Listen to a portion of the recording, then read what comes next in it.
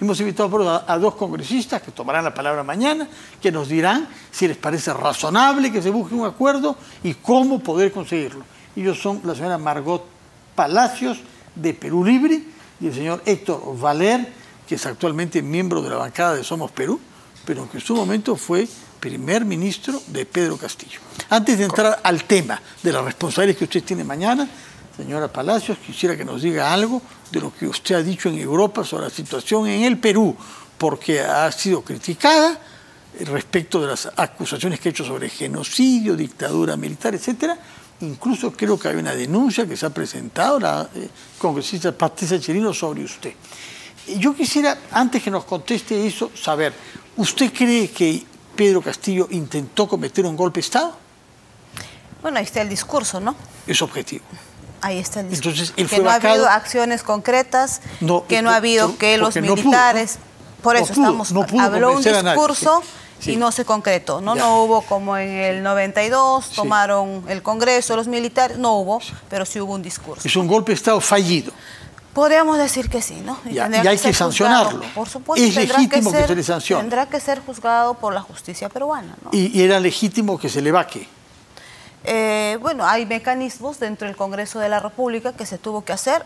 También se habla que ha habido un conjunto de irregularidades en ese proceso, pero bueno, se dio en ese momento de la coyuntura y reitero, ya está en manos de la justicia peruana y tendrá que determinar con total objetividad e imparcialidad este proceso que se ¿Y usted cree que hay en el Perú ahora una dictadura militar? Yo creo que sí, y me he ceñido todo en fuentes oficiales, como la Corte Interamericana de Derechos Humanos, cuando viene el relator, el informe de la Coordinadora Nacional, en este caso de Derechos Humanos. Pero la Coordinadora no habla sobre dictadura militar. Habla en este caso de que hay una forma represiva, una intolerancia a quienes opinan en contra o diferente sobre este actual régimen, porque es un régimen. Pero si usted habla todo lo que quiere en Europa y acá, ¿a usted alguien ha tomado medidas punitivas contra usted o contra sus camaradas que dicen que estamos con un gobierno genocida? ¿Hay represión contra usted? Mire, hay inclusive un proceso preliminar que ha abierto el Ministerio Público por la masacre que se produjo el 15 de diciembre en Ayacucho. Y los delitos que se tipifican dicen genocidio, lesiones graves. Y he usado ese comunicado que hizo el 10 de enero. Estoy terminando de concluir en todo caso lo que le estoy señalando. Todo ha sido básicamente fundamentado con fuentes oficiales porque sabía que iba a venirse esta situación. Y ahí está en este caso el video, porque hago mención siempre a las fuentes oficiales, institucionales, y de ahí he recogido donde, reitero, inclusive la Coordinadora Nacional de Derechos Humanos habla que estas fueron ejecuciones extrajudiciales. Hay un abuso represivo de las Fuerzas Armadas, hay una militarización, como lo señala el decreto de estado de emergencia que salió el 5 de febrero, en donde, como sabemos, Puno está militarizado y otras 6 regiones hay, en este caso, una situación de compartir tanto la policía y los militares para guardar el orden interno, según lo declara este estado de emergencia que se ha ampliado por 60 días. Desde el 15 de diciembre, el Perú está bajo estado de emergencia, en donde esto permite, Fernando, la vulneración de derechos constitucionales y jurídicos consagrados en la Constitución Política del Estado, específicamente en el artículo 2. Ahora, ¿qué de lo que dice usted significa que el régimen político sea el de una dictadura militar? Porque usted ha dicho eso en Europa. ¿Hay gente quizá de buena fe que escuche eso y creerá que esto es como Pinochet o como Videla. No de buena fe. Muchos de ellos me han señalado que hay patrones, características de varias dictaduras que hemos visto en Latinoamérica y en América del Sur. ¿Por qué dictadura? ¿La presidenta Boluarte llegó al poder por la vía constitucional? No necesariamente que tenga que llegar, y como lo ha dicho esta revista económica, The Economist, exacto, donde estamos viviendo en este caso en una situación híbrida, donde existe una democracia con una dictadura. Porque hay persecución, hay líderes políticos. En el Economist que usted cita no habla nada de militar. No, pero me está preguntando primero en el tema de dictadura. Sí, y le estoy fundamentando. Eso es el punto, porque la palabra es muy grave. Pero está hablando, es una democracia en donde está habiendo varios vulneraciones al derecho constitucional, a los derechos humanos. Estas masacres que se ha dado el 15 de diciembre, donde han participado militares y han participado solo militares, han asesinado a un niño de 15 años que ni siquiera estaba participando en la movilización, en donde él estaba cruzando la vía. No podemos ser tan insensibles y decir que estamos en un estado normal. No somos. Por eso es que la Fiscalía, y usted lo ha reconocido, ha abierto una investigación preliminar por delitos posibles de genocidio. Porque ciudadanos ayacuchanos denunciaron el 15 de diciembre por estos actos. Bueno, la Fiscalía misma estaba presente. La Fiscalía estaba presente. Porque obviamente había una presión y es escandaloso que no podamos, por lo menos, el hecho de que haya una investigación y que el primer ministro Otárola haya sido obligado hoy a presentarse a la Fiscalía a dar explicaciones, prueba de que no es una dictadura, de que las instituciones funcionan y que el Poder Ejecutivo puede ser sometido a exigirle que rinda cuentas. Pero Fernando, ¿y la persecución? Tú has visto, hace unas semanas ha salido un informe del Ministerio del Interior donde han identificado a 130 peruanos, indicando que ellos son los que están asusando, promoviendo las movilizaciones con nombre y apellidos en una sociedad tan polarizada. ¿No crees que ellos pueden ser inclusive peligrar su vida? Ahí están con nombres y apellidos. ¿Usted se siente perseguida? ¿Usted se siente perseguida? No me siento perseguida porque en Europa, donde sí hay un respeto estricto de los derechos humanos, me preguntaron si tenía miedo de regresar al Perú. Le dije, ¿por qué yo voy a tener miedo de regresar a mi país? Si yo he ido con la verdad, con lo que dicen las propias instituciones. Pero entonces no hay una persecución generalizada contra los que son opuestos al gobierno. Yo no estoy diciendo que estoy perseguida. Dice que es una dictadura militar. Percibo que a los líderes sociales se les está persiguiendo. A todos los líderes sociales. No todos, no, pero sí hay una persecución. Yo veo a muchos que organizan huelgas, incluso toman carreteras. Es un derecho constitucional. ¿Sí, tomar carreteras también? No, pero la movilización es un derecho constitucional. De que ahí cometan actos vandálicos es otro tema. Pero movilizarse es un derecho constitucional. En algunas ocasiones sí, pero no se puede reprimir y mucho menos usando las armas, en donde evidentemente, como dice acá, en este caso, este medio de comunicación de la República, en donde ellos, los militares, dispararon a matar. La cabeza, el tórax, donde están los signos vitales, no han ido a disuadir, han ido a matar. En el caso particular de mi región Ayacucho, y yo voy a ir a todas las instancias para que se logre justicia. Y pero eso está en curso en el Perú, se está investigando acá. Está bien, sí. Pero yo como ciudadana y como congresista voy a ir a las instancias internacionales. Eso no está prohibido, para eso existen las instancias internacionales. Por supuesto que no, pero no se puede ir a decir que todo esto, como es una dictadura militar, no se puede ventilar ante un pueblo autónomo. Pero en una democracia, Fernando, ¿vas a meter bala al pueblo?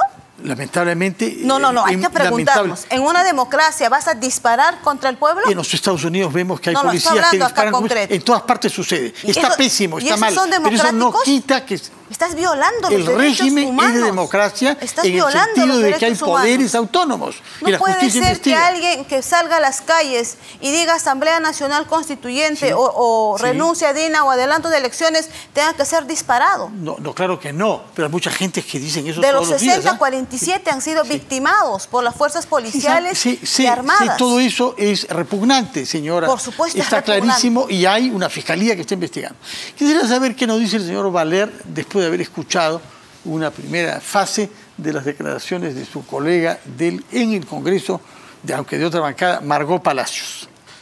En principio, parece que nuestra colega tiene una lectura de los derechos humanos parcializado. Los derechos humanos son integrales. Hay derechos humanos individuales y hay derechos humanos colectivos. Yo, como ex alto funcionario de Naciones Unidas de Derechos Humanos, del Consejo Internacional de Derechos Humanos, que estuvo en pacificación en Colombia, San Salvador, etc., le tengo que decir a la congresista de que la fuente de un periódico no es una fuente experimental.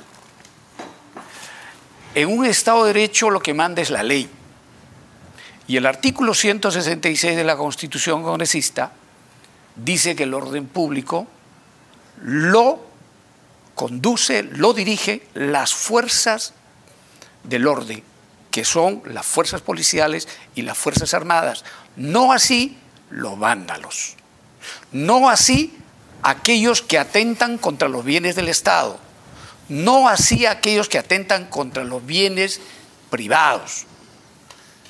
El atacar un aeropuerto significa un atentado a un bien y es un acto terrorista por dos razones. Primero, porque en ese aeropuerto aterrizan aviones con pasajeros que nada tiene que ver en las movilizaciones. Y ellos fueron a atacar un aeropuerto.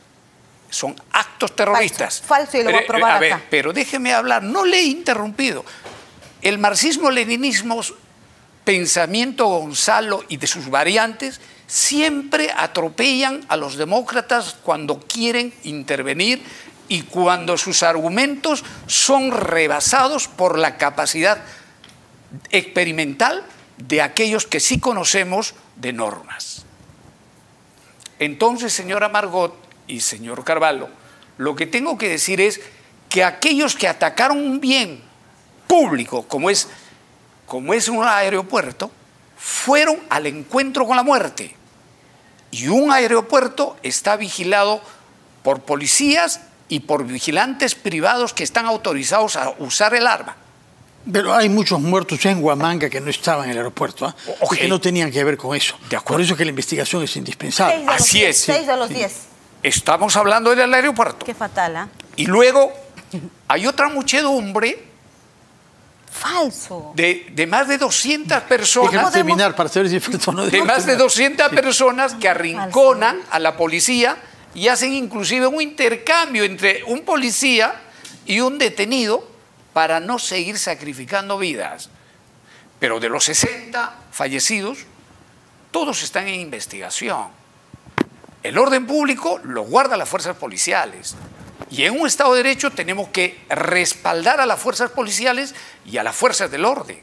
No podemos permitir de ninguna manera el apaleamiento que han recibido los policías, por ejemplo, en Lima. Lo que han recibido esta semana los del Ejército en Puno. Por eso la declaratoria de emergencia y un solo comando de las fuerzas militares en Puno para hacer saber que el Estado de Derecho prima sobre cualquier norma justiciera campesina. Señora Palacios. Bueno, si esto es ser democracia, Dios mío, ¿dónde estamos? ¿No? ¿Qué le reprocha? Si estos son los demócratas en el Perú... Pero ¿cuál es la crítica precisa? Que los demócratas, dice, deben actuar así, y qué lamentable. Yo le quiero preguntar, en todo caso, señor congresista, a usted... A través del señor Carvalho. No estamos en el Congreso, por favor. Yo le quiero preguntar, a ver. ¿sabe en qué condiciones murió el joven de 15 años, Michael Ramos Aime? ¿Sabe usted? ¿De 15 años? Dígame en qué condiciones, usted según ha dicho usted. que todos estaban haciendo vandalismo en Ayacucho. ¿Sabe usted en qué condiciones ha muerto? Mire. No, quiero que me responda Pero usted. déjeme responderla. Le escucho. Déjeme responderla. Todo individuo que camina por las calles debería ser protegido por la policía. Y todo individuo que por un error recibe un balazo a consecuencia de otros ciudadanos que no respetan la ley, lamentablemente tiene que ser sancionado e investigado por el Ministerio Público. En consecuencia, hay democracia y el Ministerio Público lo está investigando. Y no es como lo que usted dice en Europa, se ha ido a pasear con dinero del Estado a decir que acá hay militarización. Por supuesto hay militarización. Y que acá, pero déjeme hablar. No, es que yo le iba a responder. Déjeme hablar. Yo le iba a responder y usted Déjeme hablar, porque si metido. usted... Mire, no se aproveche de su condición de mujer. No me aprovecho. Entonces déjeme hablar. Ustedes permanentemente asusan diciendo que la señora Dina Boluarte es una asesina. ¿O no lo es? Pruebas. ¿O no lo es? Pruebas. Ella es la jefa suprema. Pero, ¿no? O sea, la jefa suprema para que a usted les conviene. Y cuando Pedro Castillo da el golpe, del cual yo fui su premier en época de democracia, no es jefe supremo para un golpe militar. Ahora sí es jefe supremo y en consecuencia es culpable de lo que usted dice. Déjeme hablar. Como usted pide. Tiene usted la palabra. Por eso, la señora Dina Boluarte es la jefa suprema. y ordena a los ministros de Defensa y el Interior, y estos a su vez ordenan a los jefes policiales y militares. Correcto, ese es el Estado de Derecho. Así es, entonces... Mano dura y mano de acero contra los vándalos. Pero usted no entiende que hay jóvenes, de los 10 que han muerto en Ayacucho, que han sido masacrados, 6 ni siquiera estaban alrededor de estas protestas. Yo le voy a invitar, vayamos a Ayacucho, voy a terminar, voy a concluir. Le voy a invitar, ya que estamos en semana de representación, vayamos a Ayacucho y yo le voy a enseñar. Yo recorro mi pueblo. Déjeme concluir la idea. Ya está concluyendo. No, ¿qué le he dicho? A ver. Usted lo que está diciendo es que me va a invitar a Ayacucho para recorrer los pueblos. Usted ni siquiera ha prevenido el atentado contra los policías en el BRAE, que es su región. Es que usted está, mire, señor, ¿me va a dejar hablar o no? Usted como ex acciopopulista, ¿me va a dejar hablar? Usted como ex acciopopulista, lamentablemente se ha sumado al corillo de los marxistas-leninistas y quiere quedar bien con su pueblo para una reelección. No dice que estamos en una democracia. Usted no es consecuente con su posición. ¿Qué posición? Usted dice que el Estado de Derecho está militarizado. Por supuesto. ¿Y qué pasa en Entonces, ¿qué puede decirnos usted de los 7 muertos policiales del BRAE? ¿De Puno qué es? ¿No está militarizado? Dígame. No, pero hay que responder punto por punto. ¿Puno en qué está? ¿Militarizado o no es así? Correcto, tiene que ser así. Las otras 7 regiones, Madre de Dios, Apurímac, Cusco, ¿cómo están? Muy bien. ¿No están militarizadas también? ¿Están militarizadas público, o no? El orden público. Sí están militarizadas. A ver, pero déjeme responderla. Yo quería concluir. No le quería invitar a mi región para que vayamos a los pueblos, sino para que vayamos al aeropuerto y ver a qué distancia está y en qué momento lo matan a este joven. Está lejos del aeropuerto, muy lejos. El cementerio no está cerca del aeropuerto. Y al niño de 15 años, que era un trabajador, estaba cruzando la pista y lo dispararon ahí. Un niño de 15 años. Y no podemos ser tan inhumanos y decir que no está pasando nada. No estamos en una situación normal en este momento en el Perú, donde está habiendo clara violencia y vulneración a los derechos humanos. También hay un se le está oficial de la policía y también que se haga allí. justicia. O sea, por eso los 60 están ahí. Los 60 están ahí. Usted apoya entonces a Sendero Luminoso de su pueblo. ¿De qué está hablando usted? La señora que asusaba permanentemente y empezaba a financiar los movimientos sociales para que haya esos muertos. ¿Qué tiene que ver en esta conversación? Para esos muertos, ellos asusaron. Joven, pero le pregunto, ¿usted está de acuerdo de 38 años? Le pregunto, ¿usted está de acuerdo con el nuevo Sendero Luminoso de Ayacucho? Por supuesto que no. Con ningún tipo de violencia. Segundo, ni del Estado. ¿Está de acuerdo con el Estado de Derecho? Ni que venga de los militares, ni que venga de los policías y que usen las galit y lo disparen a la gente con la intención de matarlo. De ningún tipo de acto vandálico. Ni del Estado terrorista, ni tampoco de ninguna organización criminal que pueda existir en el Estado. Porque soy demócrata y soy respetuosa de los derechos, de la vida, y voy a exigir a cualquier instancia, porque me lo permite mi investidura, ¿para qué? Para que se haga justicia acá. Quienes han masacrado a mi pueblo, quienes han masacrado en Puno, en Apurímac, tendrán justicia. Pero, y como en el Perú, hay una investigación en curso. Miren, en el Perú, lamentablemente, no hemos encontrado justicia. Hay que recordarnos el caso de Alberto Fujimori. ¿Quién nos da la justicia? Los organismos internacionales. Él ha sido juzgado y condenado acá. Pero también la justicia internacional. La justicia internacional también. Entonces, en este caso, hay que ir a las instancias. Para eso pero con la plata suya, no con la plata del Estado. A mí no me ha pagado ningún viático el Congreso de la República le ha pagado. No. Aquí está mi licencia y justo también quiero desmentir públicamente esto. A mí, los viajes que he hecho, y no es la primera vez que salgo, Fernando. Está mostrando un documento que no es pasaje. Escuche bien, nunca cuando he viajado... Ponche usted a la cámara para que el pueblo sepa de que usted muestra un documento que es falso. ¿Cuál falso? Es el acta, eso no es pasaje. Es el acta de la relatoría en donde se dice y se habla de mí, en este caso, licencia. Lo que le estoy preguntando es sobre su pasaje a Europa. No, yo me he pagado.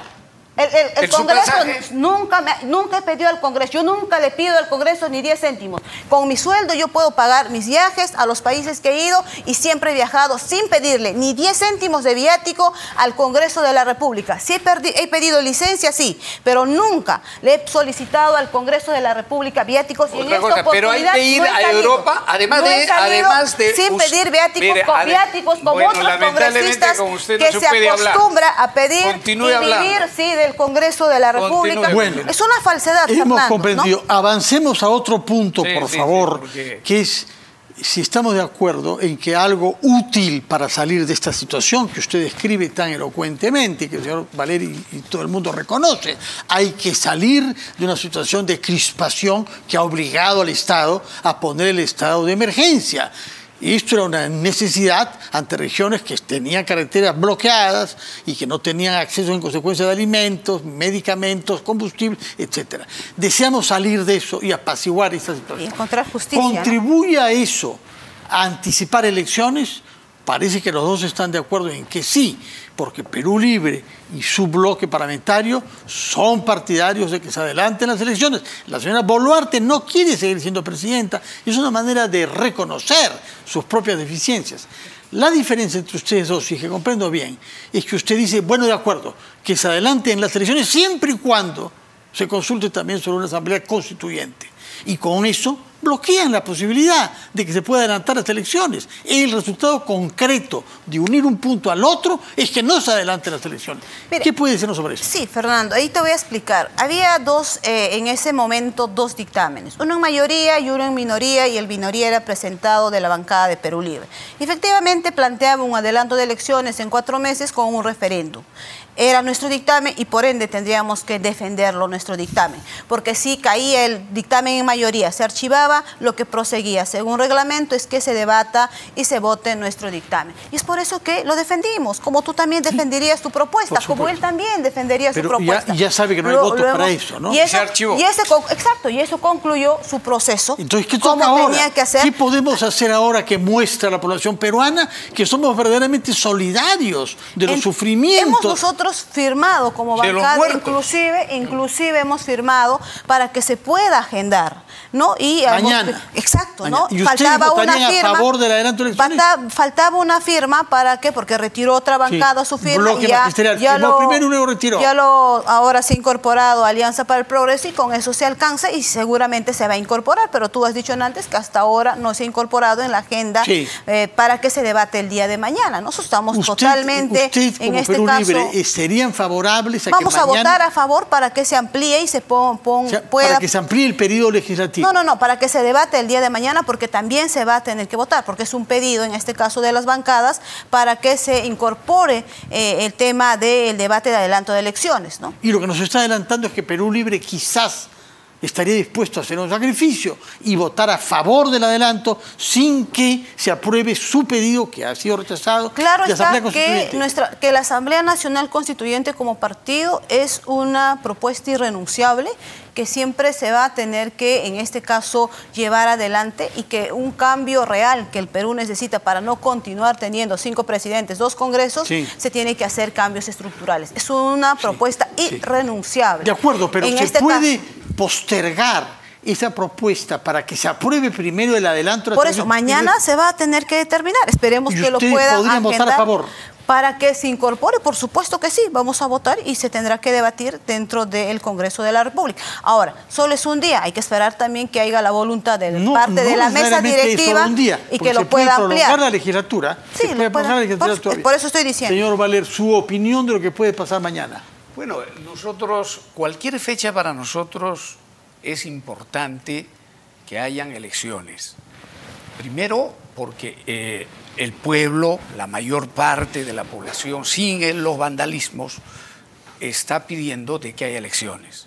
Pero también hemos descubierto algunos actores que han terminado sus funciones como gobernadores regionales, entre ellos, por ejemplo, el señor Mesías Guevara, de Cajamarca. De Cajamarca, impulsando a ex gobernadores para poder postular como congresistas.